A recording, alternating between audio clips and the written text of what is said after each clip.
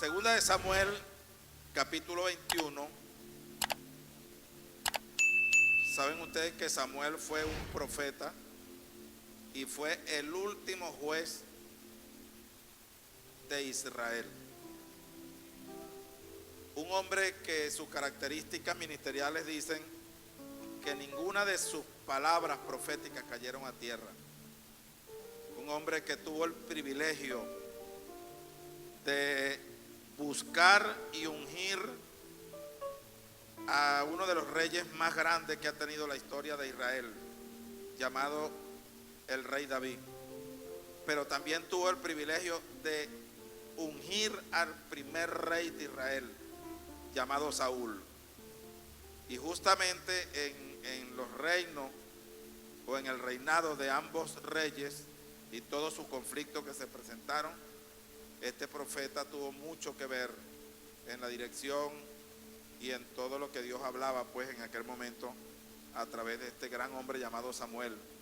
Un hombre que su historia fue muy épica, muy bonita, muy maravillosa, porque recuerden que Samuel fue el primero de sus hermanos que tuvo su madre llamada Ana, una mujer que era estéril. Sin embargo, hizo un pacto con Dios y le prometió a Dios que si le daba un hijo varón, lo iba a dedicar a la casa de Dios toda su vida. Y así lo hizo. De eso o en ese libro vamos a basar nuestro fundamento bíblico en el día de hoy para predicar este tema titulado Enemigo o Condición. Segunda de Samuel capítulo 21 versículo 15 dice la palabra de Dios en el nombre del Padre, Hijo y Espíritu Santo, así: volvieron los filisteos a hacer la guerra a Israel, y descendió David y sus siervos con él, y pelearon con los filisteos, y David, ¿qué le sucedió? Se cansó. E Is-Bibenob, uno de los descendientes de los gigantes, cuya lanza pesaba 300 ciclos de bronce, y quien estaba ceñido con una espada nueva, trató de matar a David. Mas Abisai, hijo de Sarbia, llegó en su ayuda e hirió al filisteo y lo mató. Entonces los hombres de David le juraron diciendo: nunca más de aquí en adelante saldrás con nosotros a la batalla, no sea que apagues la lámpara de Israel. Qué lectura tan hermosa. Pueden sentarse, por favor. Hoy vamos a estar predicando un tema que he titulado Enemigo o Condición.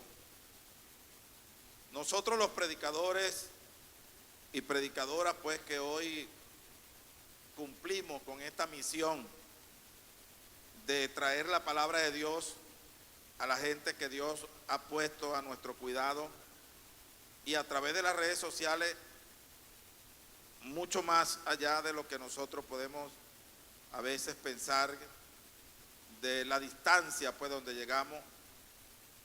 No vamos a decir que hay mucha gente que nos sigue, pero sí hay un grupo de hombres y mujeres que siguen este ministerio, que siguen esta conferencia, que siguen estas palabras y que manifiestan pues a través de sus mensajes la bendición que ha sido para ellos poder oír un mensaje, poder observar y oír también en cada una de las producciones que Dios nos ha permitido realizar desde este altar.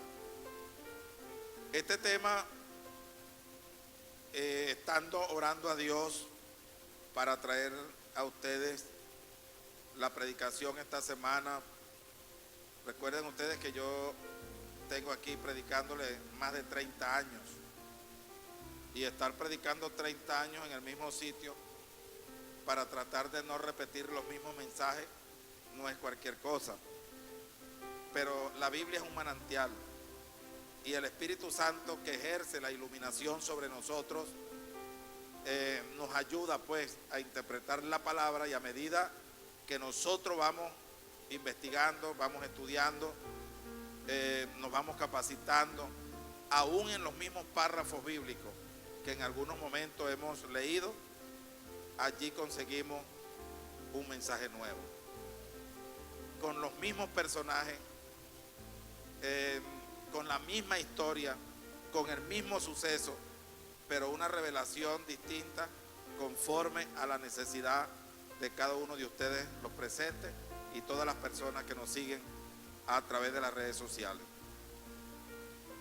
Y quiero iniciar la introducción de este tema diciéndoles a todos que este mensaje es para los cristianos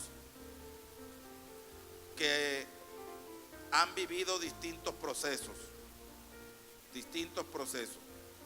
los que han cruzado el valle de lágrimas, los que en algún momento fallaron, para todas las personas que en algún momento han fallado, para todas las personas que en algún momento han perdido una batalla y que hoy se sienten avergonzados porque cometieron un error, cometieron una falla, han querido abandonar lo que hacen, las cosas buenas, las cosas positivas, su asignación, han querido volar, han querido perderse, como lo dijo David en una oportunidad, que si tuviese alas como de paloma él volaría, iría a lo más lejos para donde nadie pudiera alcanzarlo a ver. Son momentos en la vida que el ser humano llega a esas encrucijadas que no haya qué camino tomar. Y aunque muchas veces nosotros sabemos, estamos claros cuál es el camino correcto, la misma presión y la misma situación que se está viviendo en el momento nos desenfoca y nos coloca en una dirección incorrecta. Y es allí donde el hombre y la mujer debe tener cuidado, debe pensar bien las cosas, debe analizar cuál es el próximo paso que va a dar, debe medir sus palabras, porque hay que tener mucho cuidado con eso.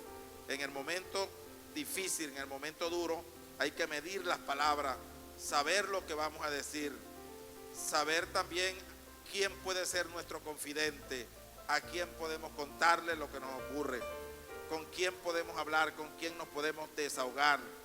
Todas esas cosas son necesarias en la vida, porque nada en esta vida es eterno. Todo en esta vida caduca, todo en esta vida pasa.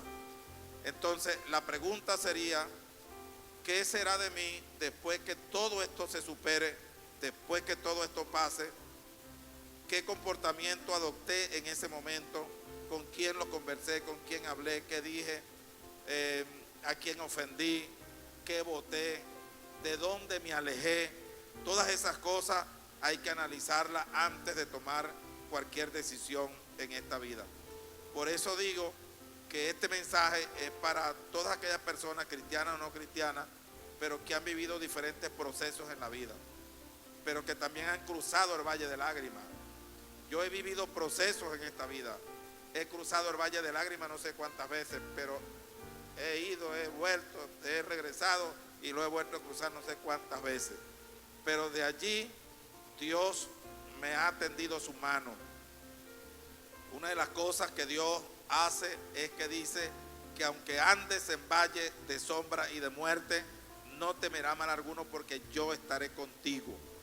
Eso no podemos tener la menor duda, que el Señor está con nosotros en el valle de lágrimas.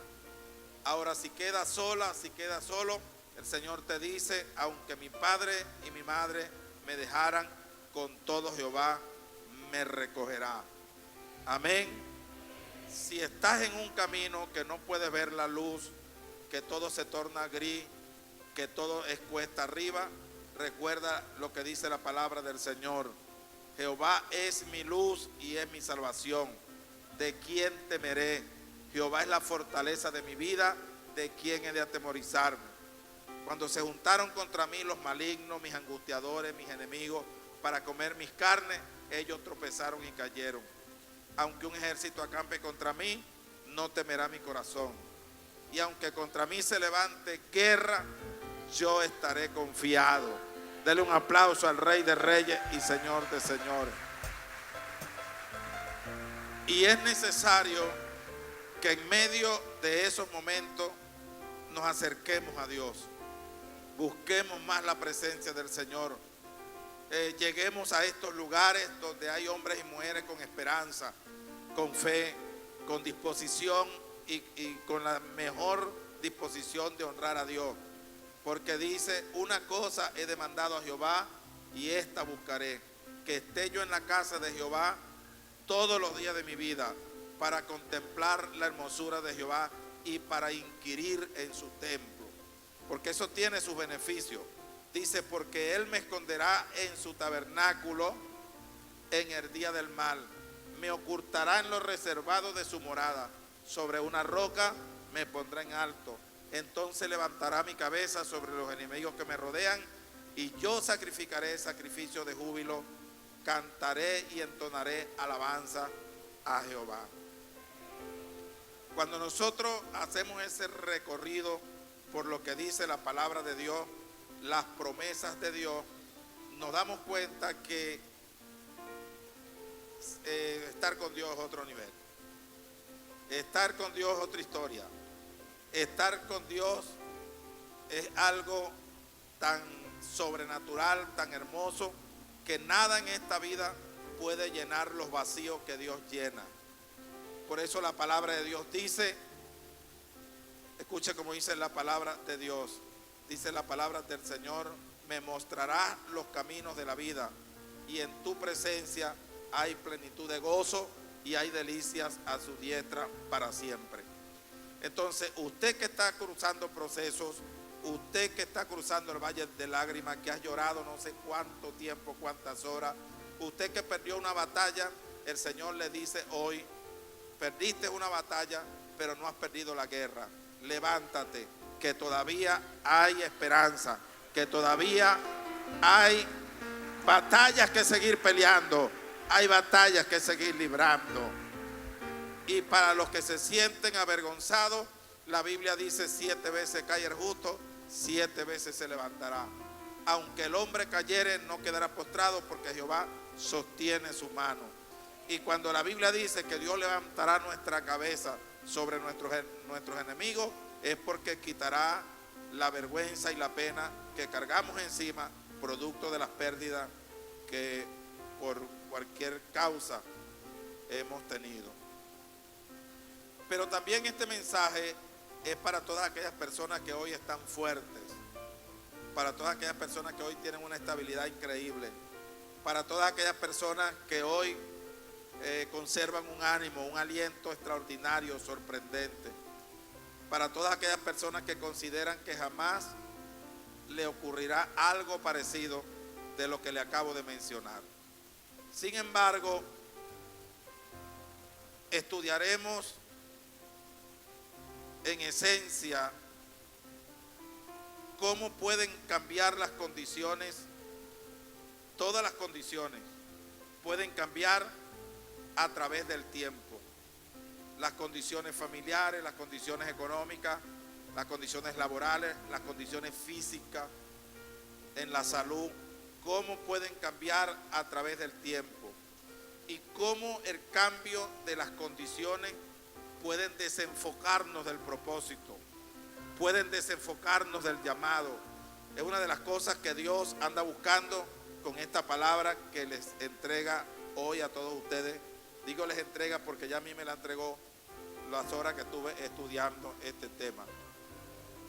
Entonces vamos justamente a eso. Estudiaremos cómo pueden cambiar las condiciones a través del tiempo en la vida del joven David y en la vida del rey viejo David. Vamos a tomar esas dos etapas de la vida, esos dos tiempos de la vida que realmente son inalterables. Nacemos, crecemos, nos desarrollamos, nos convertimos en joven, ese joven talentoso, esa jovencita hermosa, talentosa, con capacidad, con inteligencia, con todas aquellas cosas que adornan a la juventud. Pero pasa el tiempo y esos jóvenes brillantes, esas jóvenes brillantes que en algún momento fueron, o por qué no decir fuimos también, porque de allí venimos.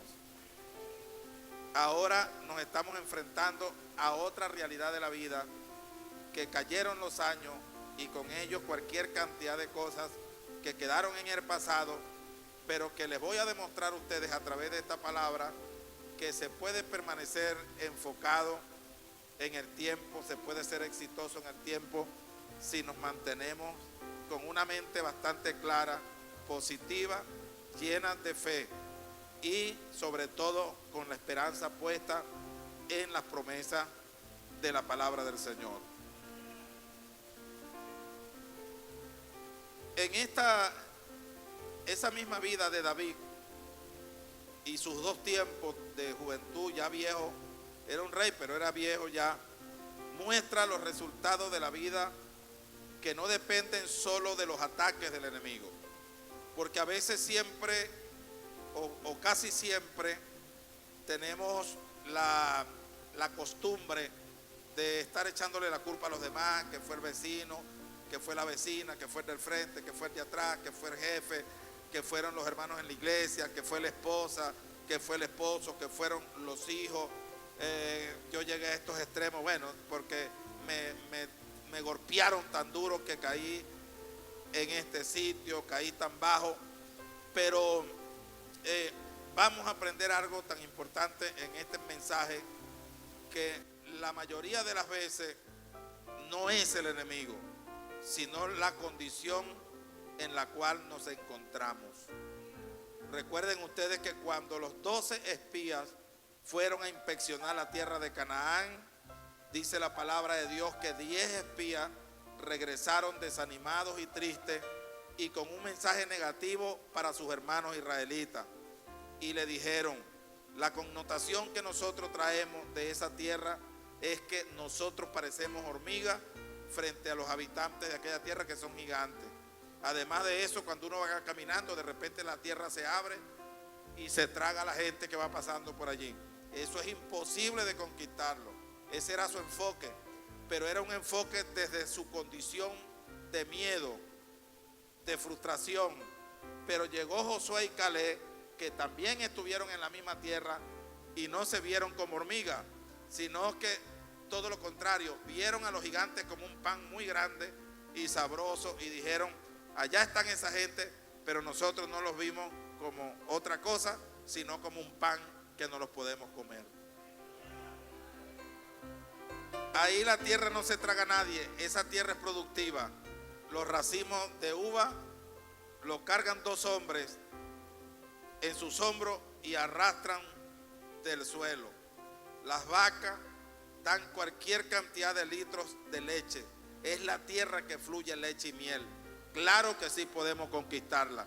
Entonces, en esos dos grupos podemos notar también que de acuerdo a la condición que la gente adopta en un momento determinado, de esa manera puede considerarse propiamente, o puede considerar el problema, o puede considerar a los demás. La Biblia nos manda a nosotros siempre que nuestra mirada tiene que estar puesta arriba, en las cosas del cielo. ¿Por qué? Porque cuando nosotros miramos hacia el cielo, las cosas terrenales quedan en un segundo plano y se ven pequeñas cuando comenzamos a depender del cielo.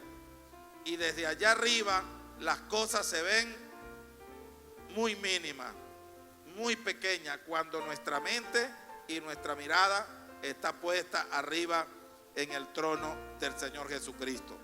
Entonces, mayormente estamos acostumbrados a acusar, a culpar, y sobre todo el enemigo, hermano, el diablo. Estos días me dijo alguien que el agua se le estaba ya metiendo, y dije, el diablo se me está metiendo a la casa. Y dije, hermano, ¿y cómo es eso?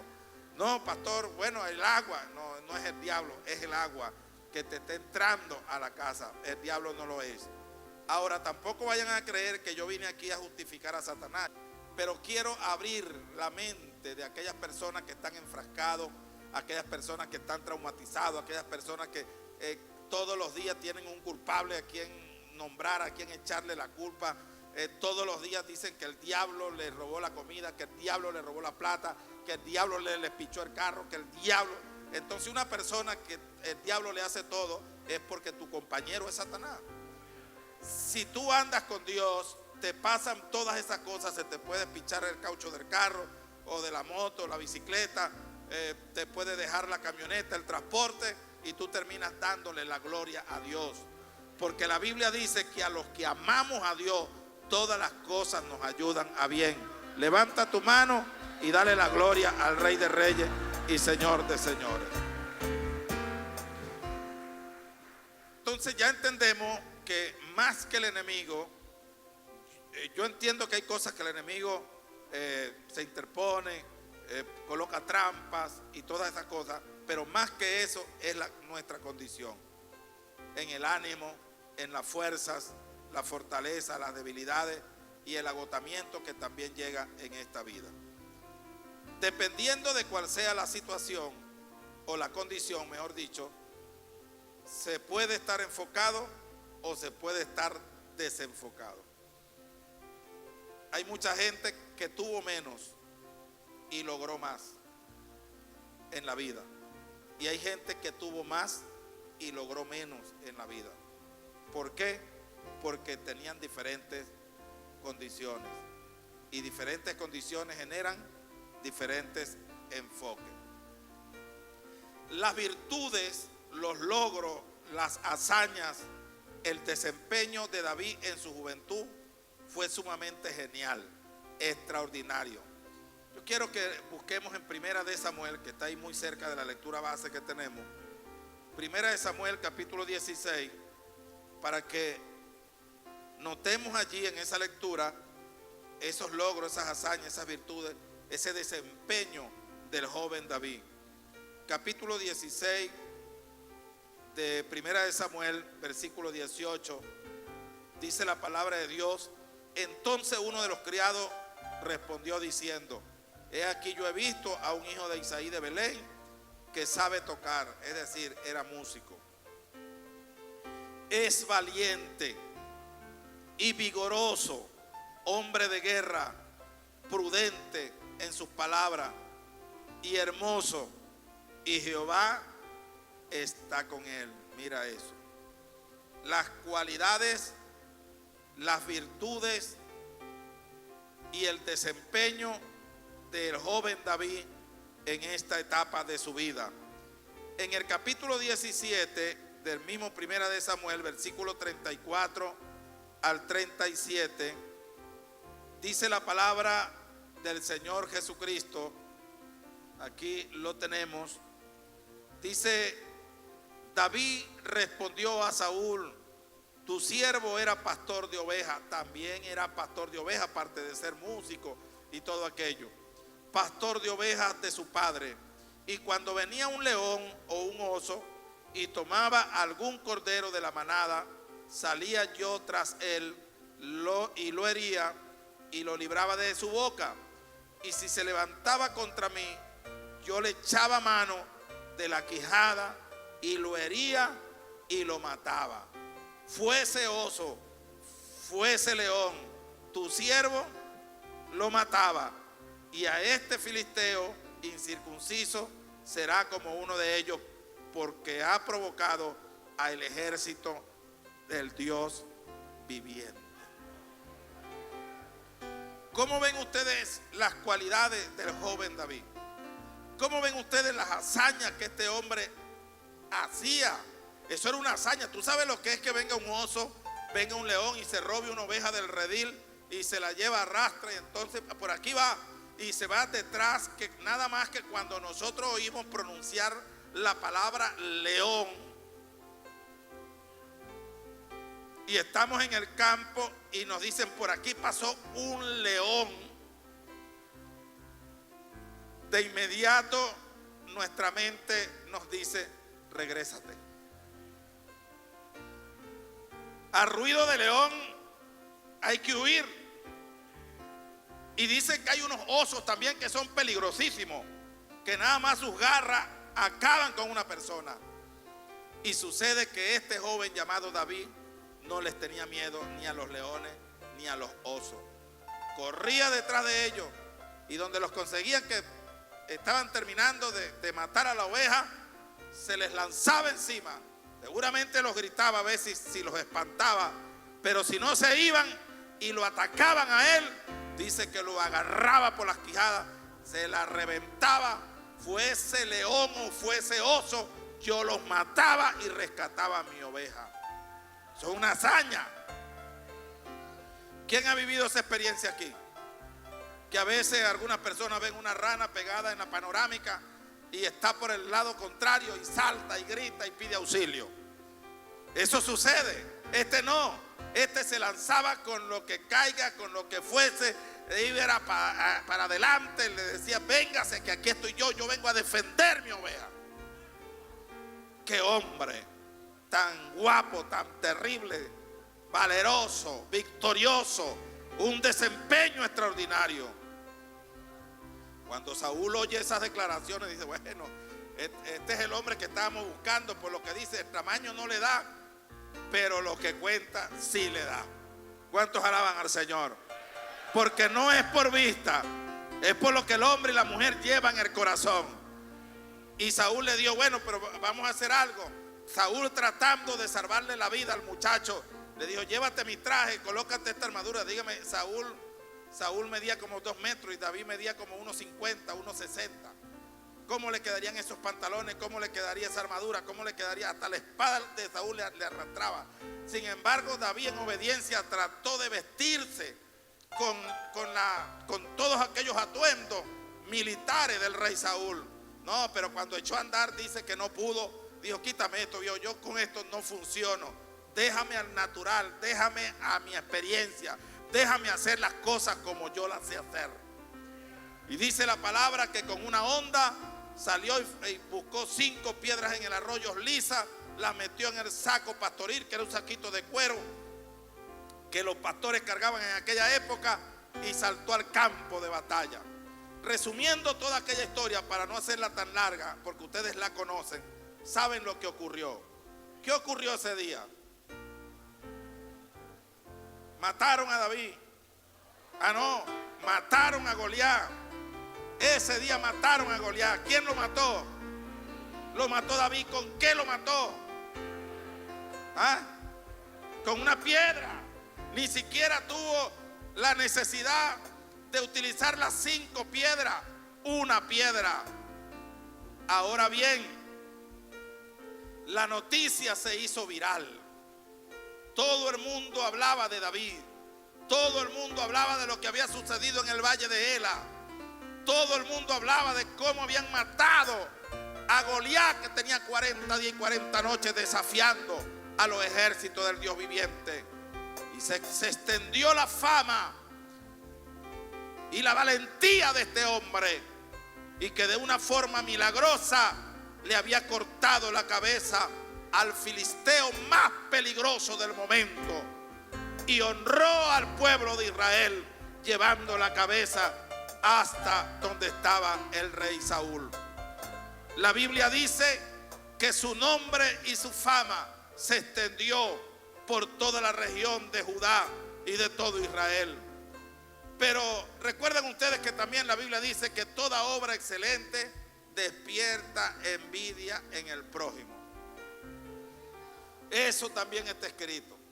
Usted se mantiene en el anonimato, que nadie sabe ni quién usted, ni cómo se llama, ni lo que usted hace. Nadie lo ataca, nadie lo critica, nadie se interesa por usted. Pero cuando usted hace algo que marca, cuando usted hace algo que es de renombre, cuando usted hace alguna obra, usted cumple con un trabajo con excelencia, hay que tener cuidado con la gente que te observa, la gente que te abraza y la gente que está a tu alrededor. Nace la envidia y el malestar en otros corazones. Eso fue lo que ocurrió exactamente en el corazón del rey Saúl. A pesar de que este joven los había sacado de un aprieto grande debido a muerte, a pesar de que este joven había honrado al pueblo de Israel, en el corazón de Saúl no existía la posibilidad de aceptar 100% a David como un hombre que, a pesar de su corta edad, era un hombre muy valiente, un hombre con mucho coraje. Dice la Biblia que aún así Saúl lo coloca frente a sus ejércitos. David tocaba para Saúl, el demonio que cargaba se le iba, sentía tranquilidad en medio de la ansiedad y la depresión cuando David cantaba y tocaba el arpa. Pero David no solamente tocaba y cantaba el arpa, David era un hombre de guerra.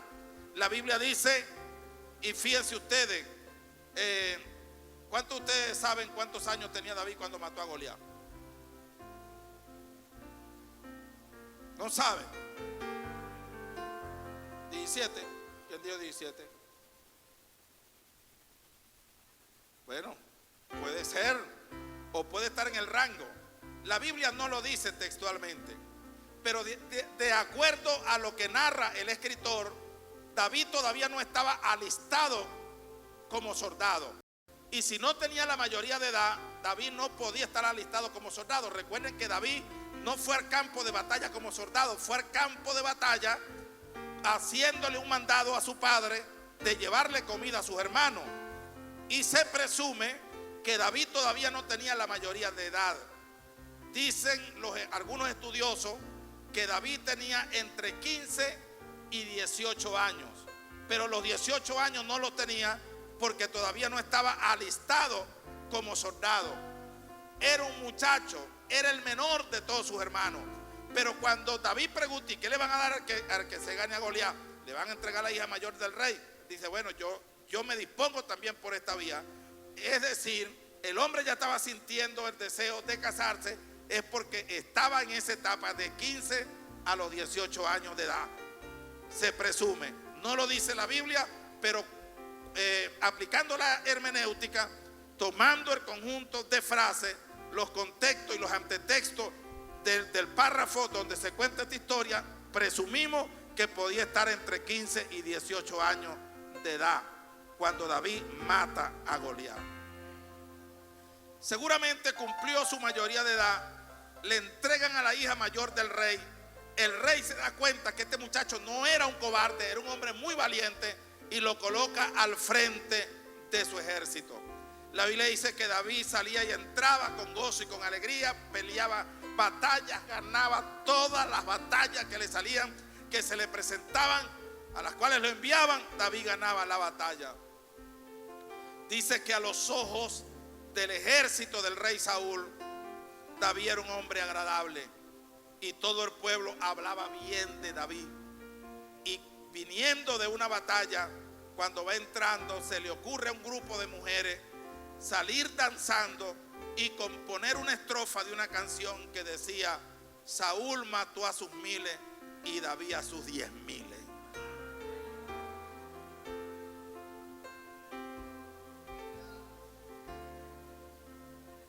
Las mujeres vinieron a complicarle la vida más al muchacho. Era la verdad, pero eso a los oídos de Saúl no era agradable. Y eso llevó a Saúl, que casi traspasa y pega a David con una lanza. Saúl era muy bueno con la lanza. Y en 2 oportunidades buscó manera de clavarlo allí a la pared, pero no pudo porque Dios lo libró. Entonces se pueden imaginar ustedes toda aquella escena dramática de aquellas cosas, aquella hermosura, aquellos cantos, aquellas alabanzas, aquel hombre valiente. Todo el mundo hablaba de él, el joven David para aquí, el joven David para allá, el hombre que acabó que es el terror de los filisteos, el hombre que acabó con Goliat, el hombre que se paró firme cuando un ejército de miles de soldados temblaba sus rodillas, cuando el rey no pudo hacer nada. Todo eso se corría. Pero uno no todo el tiempo se queda en 18 años. 45 años después. ¿Por qué digo 45 años después? Bueno, porque en mis investigaciones la Biblia no dice exactamente cuántos años tenía David cuando ocurrió ese suceso donde tenemos la lectura base hoy. Pero se estima de que habían transcurrido, si David tenía 15 años cuando mató a Goliat, habían transcurrido 45 años, y que para la batalla donde David casi es asesinado, David ya era tercera edad y tenía 60 años. 60 años. 45 años después, esos filisteos no se acababan. Volvieron los filisteos a hacer guerra. ¿Contra quién? Contra Israel. Y la Biblia dice que David no mandó a su ejército. David tenía a un ejército extraordinario. David tenía hombres seleccionados. La Biblia habla de los valientes de David, hombres que mataban 300 hombres, 700 hombres. Un solo valiente de David mataba 3, 4 leones, hombres que se tiraban a las cuevas con los leones y salían vivos, hombres sanguinarios, hombres libertadores, hombres de renombre. Pero David siempre salía a la batalla porque era un guerrero. Y 45 años después, cuando David tenía 60 años aproximadamente, sale una batalla. ¿Contra quién? Contra el mismo gremio de Goliat. El diablo no perdona, hermano.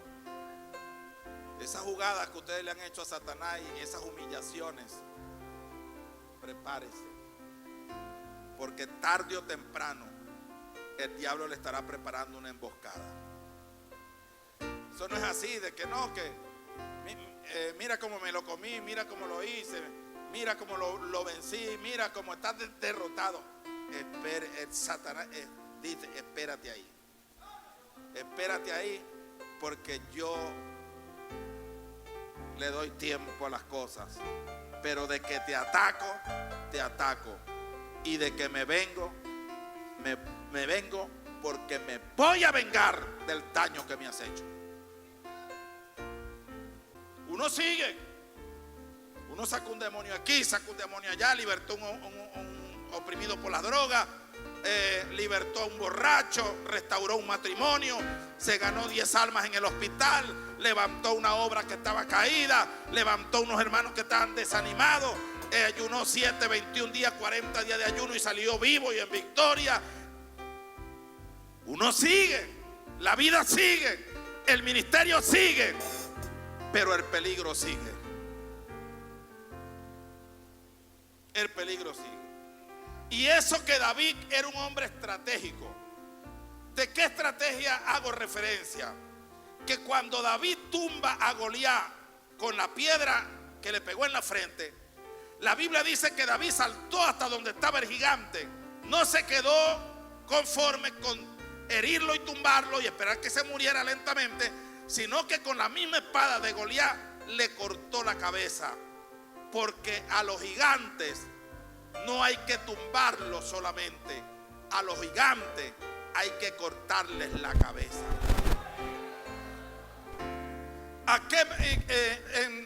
Desde el punto de vista espiritual, ¿qué simboliza eso? Que hay cosas que tú crees que están sanas y todavía están sangrando. Están los vestigios, están las heridas. Están heridas que parece que por fuera están cicatrizadas y sanas, pero apenas te golpeas, vuelve a sangrar. Es una señal que esa herida todavía está viva allá en lo profundo. Hay heridas en el alma, hay heridas en el cuerpo, hay situaciones donde has salido victoriosa, donde has salido victorioso, donde todos te aplauden, donde todos te abrazan, donde todos te reconocen, donde todos dicen, mira, anoche pasó algo extraordinario, alguien me dio una palabra, esto y lo otro. Pero si no le cortas la cabeza a las cosas por completo, o como decimos aquí en el llano, si no la arranca desde la raíz, tarde o temprano ese mismo problema se te va a presentar. Y si tu condición espiritual y si tu condición de ánimo no está a nivel del día que venciste esa situación, del día que evadiste esa trampa, prepárate para tu muerte, prepárate para tu caída. Porque no va a depender del enemigo, va a depender de tu condición. Y es lo que mucha gente no maneja. Ellos se confían. No, yo vengo saliendo de 7 días.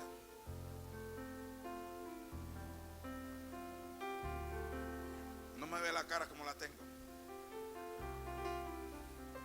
Yo vengo saliendo de 7 días secos. Entonces ellos creen que el diablo le da para firme. El diablo, Cristo tenía 40 días y se le apareció.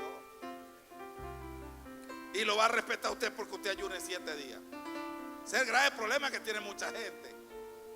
Se confía. No, que yo vengo saliendo de 10 días. Cristo tenía 40 y el diablo, falta respeto, se le apareció a Cristo. Y lo desafió en 3 oportunidades y lo mandó a comer y lo mandó a tirarse, a suicidarse y le pidió que lo adorara.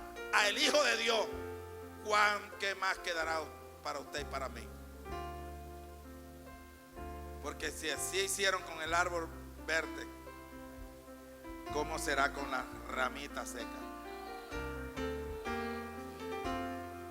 No se confíen. Bueno, David siguió su vida normal. David siguió siendo un vencedor. David siguió siendo un guerrero. Pero los años no perdonan. Llegan los filisteos otra vez y atacan. Y los filisteos parece que comenzaron a entrenar a un muchacho para que se enfrentara al viejo David.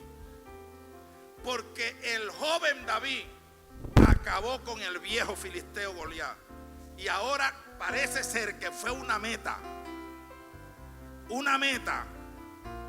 de los filisteos que dijeron: vamos a esperar que el hombre esté en su tercera edad y vamos a comenzar a entrenar a un muchacho de los gigantes para que sea el que le quite la vida cuando ya no pueda. Mira cómo trabaja el mundo invisible, el mundo que no se puede tocar, que no se puede ver. Y por eso es que hay muchas personas que caen en desgracia, caen en derrota. ¿Por qué motivo? Sencillamente porque ellos creen que porque ya tienen 20 años en el evangelio jamás podrán volver al mundo. No se confíe en eso.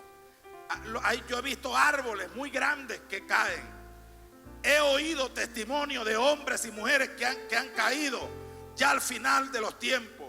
Hay otros que se han apartado. ¿Por qué? Porque esta es una batalla que termina cuando digan allá en el cielo: ven, buen siervo, pasa adelante. Si en lo poco fuiste fiel, en lo mucho te pondré.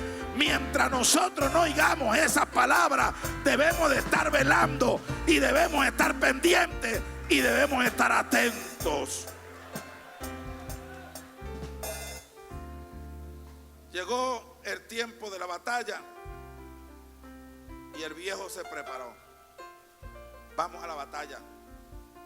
Abisaí, que era como su sobrino, igual que Joab, 2 generales que tenía a su lado, fieles, gentes, hermanos, pero guerreros hasta decir no más. Dice que Abisaí, porque fueron clasificando el grupo de los 30, después de los 30 hubo un grupo y después otro grupo, y Abisaí quedó en el último grupo. Imagínense ustedes la calidad de guerrero que era este hombre. Y dice que era un general elocuente, un hombre preparado, un hombre muy capacitado, pero un hombre de guerra. Se fueron a la batalla. Y dice la palabra de Dios que David comenzó a pelear en esa batalla. David comenzó, hermano, a acabar con cualquier cantidad de filisteos. Por un lado Joab, por un lado Abisaí, por un lado David, por otro lado el ejército. La gente peleaba y el viejo en pleno campo de batalla. Pero la Biblia dice que se cansó. ¿Por qué se cansó David? ¿Porque Dios lo abandonó? ¿Porque Dios ya no lo respaldaba? No, David se cansó porque ya no tenía la misma fortaleza física que tenía cuando mató a Goliat. Él peleó, él se defendió.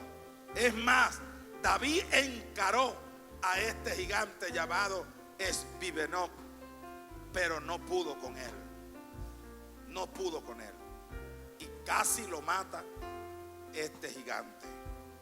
En medio de la batalla, Casi es el último día del rey David, del hombre famoso que le prepararon un gigante. Y la Biblia dice que el gigante no solamente estaba joven, sino que cargaba una espada nueva. Y la Biblia no me lo dice, pero a mí me parece ver que en la cacha de la espada decía: el dulce cantor de Israel. Fue preparada para él. El diablo no sé a cuántos de ustedes ya le estará preparando, porque cree que será la estocada final. Te va debilitando, te quita la oración, te quita el deseo de congregarte, te quita la comunión con los hermanos, te quita el deseo de leer la Biblia, te quita el deseo de orar, porque te está preparando para que en el momento de más debilidad acabar con tu vida. Y yo no te estoy hablando que te va a matar físicamente, pero sí te va a matar espiritualmente. Y son esa gente que ellos quieren levantarse, pero ellos no hayan fuerza. Ellos dicen: pastor, yo quiero, pero es que hay algo que me domina. Te mataron espiritualmente, te descuidaste. La Biblia dice que David, peleando y peleando, seguramente buscó manera de defenderse, pero cuando viene un gigante, le dije anteriormente que David era un hombre pequeño, pero era guerrero con fortaleza. Ya no cargaba una honda y una piedra. David cargaba una espada. Pero si mató a Goliat con una piedra, ¿por qué no mató a Isbibenoc con la espada? Porque no tenía la condición en ese momento para vencer gigantes. Entonces no es el enemigo, es la condición. No era el enemigo llamado Isbibenoc, el gigante, era la condición propia de un hombre viejo que había pasado hambre, que había pasado trasnocho, que había sido un guerrero toda la vida y que ya estaba cansado. La condición puede cambiar el ambiente. La condición puede cambiar la victoria por una derrota. La condición te puede desenfocar del propósito. Así que si en esta mañana tu ánimo está por el piso, tu aliento está por el piso, sientes que te rodearon, sientes que te persiguen, tienes que correr a buscar ayuda para que el apoyo de Dios llegue en tu defensa. Porque si tu condición no es la más apropiada, hoy serás derrotada, serás derrotado. No se trata del enemigo, porque el diablo sigue siendo diablo y no puede aumentar su poder, su estrategia sí, pero su poder no, porque él no tiene poder creativos. Ahora, ¿qué pasó aquí? ¿Por qué si David venció a Goliat con una piedra, ahora no vence a otro gigante de menos categoría con una espada? Eran los mismos enemigos porque eran los filisteos. El gigante era de menor categoría. Es por lo que le acabo de decir. Es por la condición que ya tenía David. Que ya no se trata de querer, se trata de poder.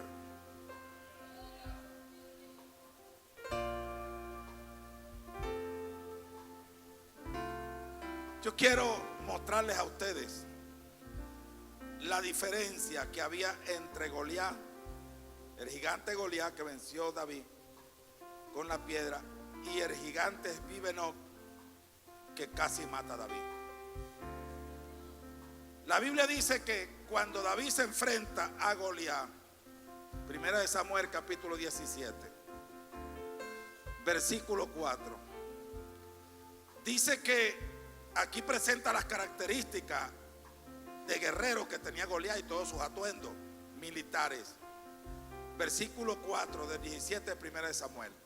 Dice: salió entonces del campamento de los filisteos un paladín, el cual se llamaba Goliat, de Gat, y tenía de altura 6 codos y un palmo.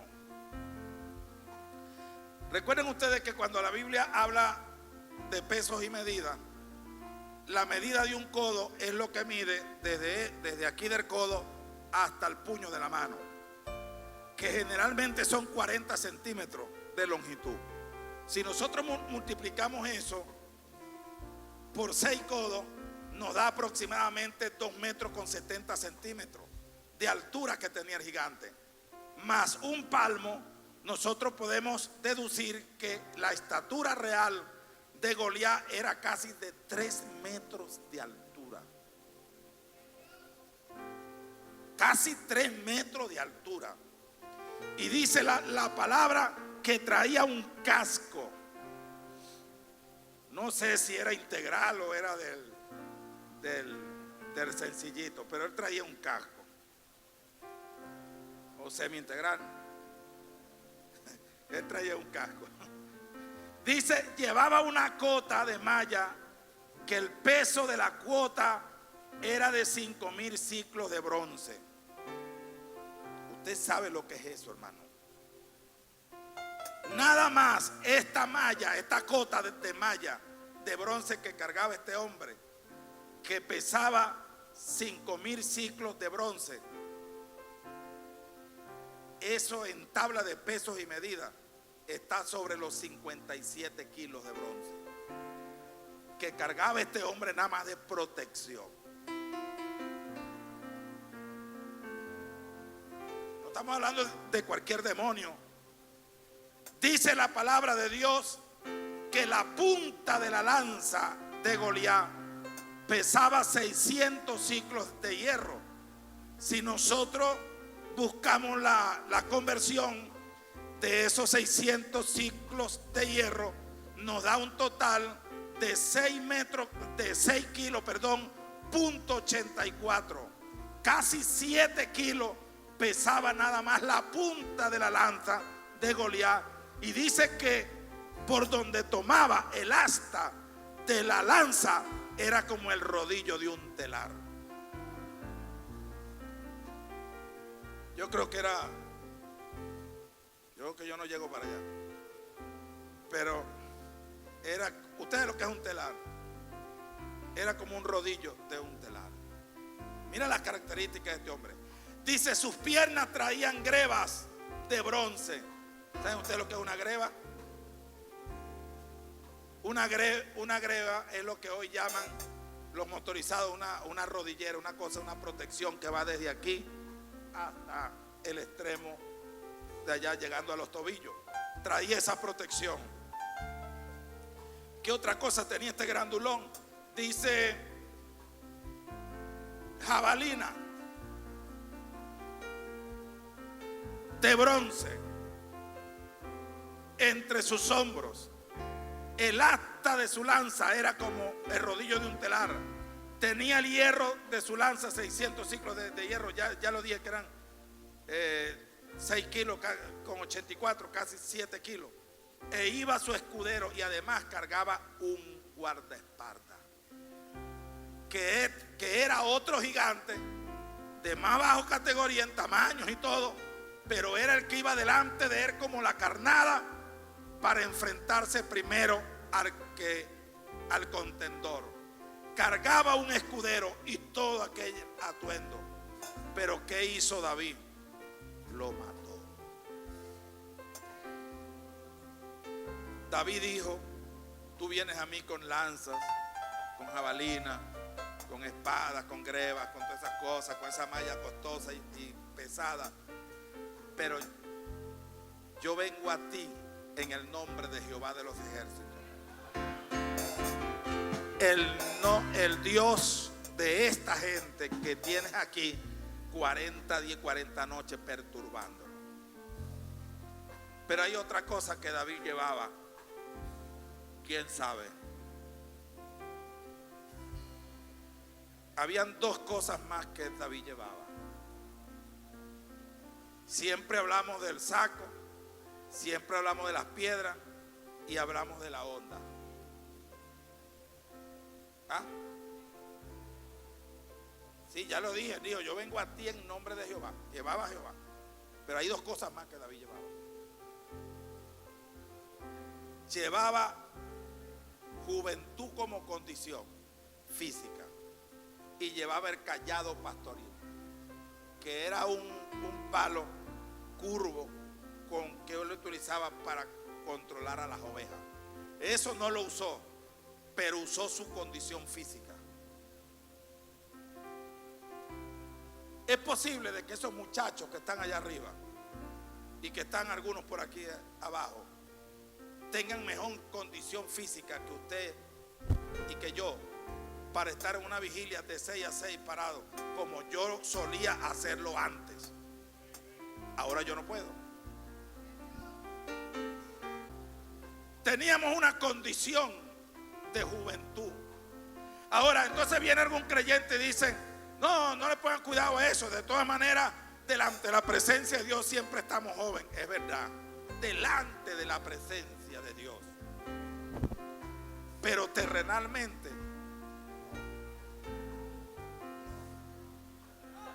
entonces ahí es donde el diablo se aprovecha de los viejos. Los viejos dicen: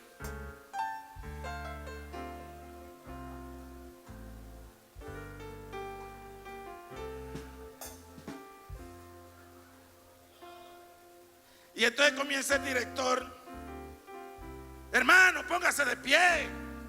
Esos hermanos quieren al culto y vienen todos ahí reventados, que no hayan que hacer. Si usted va a venir a sentarse aquí, no venga, quédese en su casa. Y el diablo le dice a los viejos: tú no tienes chance aquí, no te congregues más. Ahora, el asunto es que si yo sé que yo voy a envejecer, yo tengo que buscar manera de envejecer, pero con movilidad. Con movilidad. Tengo que subir y bajar escaleras unas 10 veces al día. Yo creo que más. Tengo que hacer mis estiramientos. Tengo que hacer 15 sentadillas, levantarme, 15 sentadillas al acostarme, doblarme unas 10 veces, pararme en la punta de los, casi en la punta de los dedos por unos 5 o 6 minutos, para que esas piernas no se me pongan como una varilla de mosquitero, que después no me aguantan el peso que cargo encima. Necesito que esas pantorrillas estén fortalecidas, necesito que esos pies estén fortalecidos, que esas piernas estén fortalecidas para que aguanten el poco peso que tengo.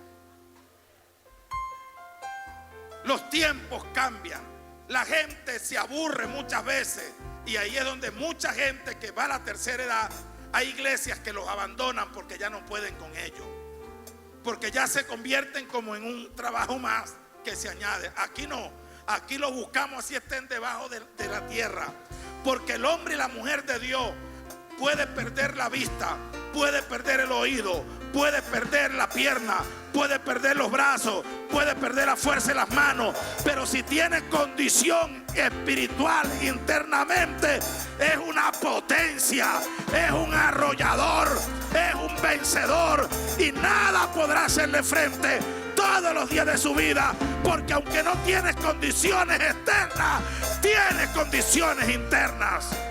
Levanta tu mano y alaba la gloria de Dios. David lo acabó en su juventud. Ahora, pero 45 años después, cuando ya no estaba que perseguía osos, cuando ya no perseguía leones, cuando ya no le quebraba las quijadas a los leones y a los osos, le prepararon un gigante. Pero menospreciaron a David. Y el peor error de los filisteos fue menospreciar a los líderes de David. Porque mientras un hombre, una mujer tenga hombres fieles a su lado, mientras tenga líderes de guerra a su lado, jamás será vencido, jamás será doblegado, jamás nadie le quitará la vida, porque ese fue el peor error de los filisteos. Ellos mandaron un gigante más pequeño, y dice que la punta de la lanza de Esbibenoc no pesaba como la de Goliat, que pesaba casi 7 kilos, pesaba 300 ciclos de bronce, que son aproximadamente casi 3 kilos. Estaba liviano, pero cargaba una espada nueva con el nombre de David y cargaba una condición de juventud. Y cuando atacó a David, David quiso defenderse, pero ya era tarde. Pero los filisteos cometieron el error que se olvidaron quién trabajaba con David. Y cuando ya que el gigante va a traspasar al rey, apareció el general llamado Abisai, que con su espada desenvainada, dice la Biblia, que traspasó a aquel gigante y le quitó la vida y libró al hombre de Dios. Libró al hombre de Dios, porque David no estaba rodeado de cobardes. David no estaba rodeado de mediocres. David no estaba rodeado de gente desanimado. David no estaba rodeado de mentirosos. David estaba rodeado de valientes. Los valientes de David. ¡Aleluya!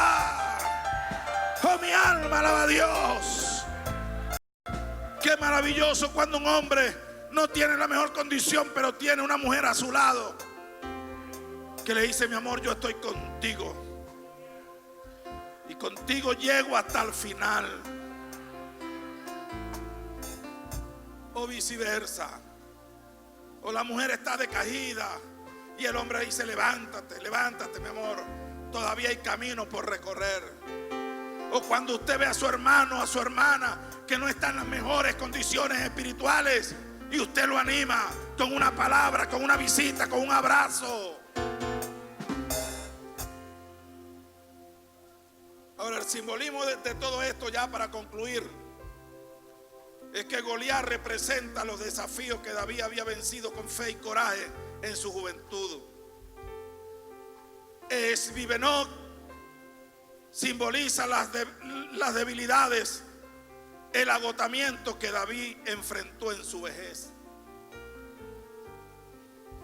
La edad y el tiempo y las experiencias que usted ha cultivado a lo largo de la vida no protege ni libra de gigante. No te confíes. No se puede vivir de las experiencias del pasado. No se puede luchar con los recuerdos de la victoria pasada. No, que yo hacía esto. No, que yo lo otro. No, que yo lo otro. Así también se comportó Sansón. Sansón comenzó a mentirle a Dalila y le decía: no, amárrame así, que yo me voy a debilitar. No, cuando le pegaban un grito rompía eso como unos hilos. Colócame así. Y eran mentiras. Y Sansón, hasta que le abrió el corazón a Dalila y le dijo la verdad. Pero la Biblia dice textualmente que Sansón pensaba huir como siempre, pero no lo logró. Ese día fue su caída. Lo golpearon, lo amarraron y le sacaron los ojos. Y hay gente que le ha ocurrido como Sansón. Yo he pastoreado personas que hoy están en el piso, por cierto, algunos que han dicho: yo puedo adulterar esta noche, yo puedo pecar esta noche, me arrepiento antes del amanecer y ese otro día puedo tomar la Santa Cena sin ningún problema.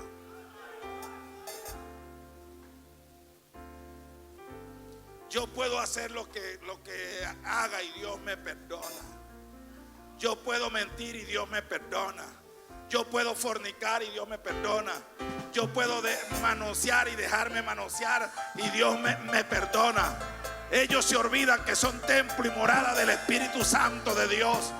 Alabado sea el nombre de Jesús. Se le olvida eso y Dios me perdona. Pero ten cuidado, que va a llegar un momento que te va a ocurrir como Sansón, porque con fuego no se juega, con candela no se juega, no, la tentación no se juega. La Biblia dice que Sansón quiso, dijo: no, yo voy a hacer lo mismo, esto es pan comido. Pero cuando quiso levantarse aquí, ya no tenía fuerza, porque Dios se había separado de él.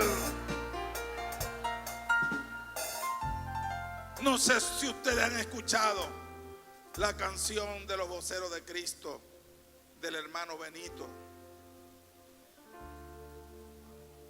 Yo quiero contarle la historia más sencilla. Un hombre que en su vida, Benito se llamó, era muy elocuente, predicaba la Biblia con grandes maravillas, le respaldaba a Dios. Así comenzó Benito. Pero dice también la canción, dice que aquel hombre era honrado. Señales, eres como un evangelista, algo así. Señales y milagros. Pero dice la canción también que aquel hombre un día cayó.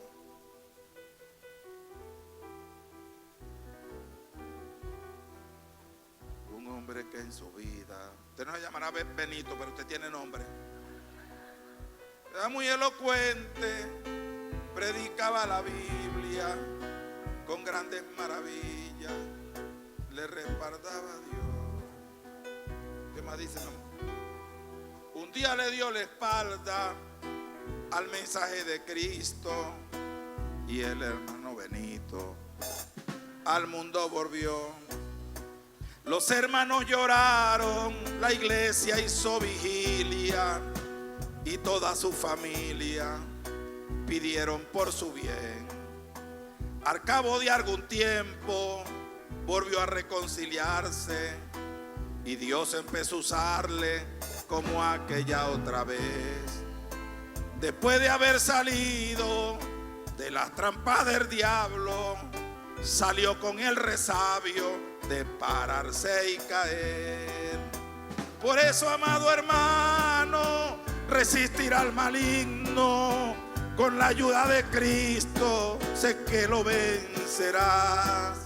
No permitas que nada manche tu testimonio y pierdas en el cielo tan sublime heredad. El hermano Benito volvió a caer de nuevo, dándole rienda suelta al vicio y al placer.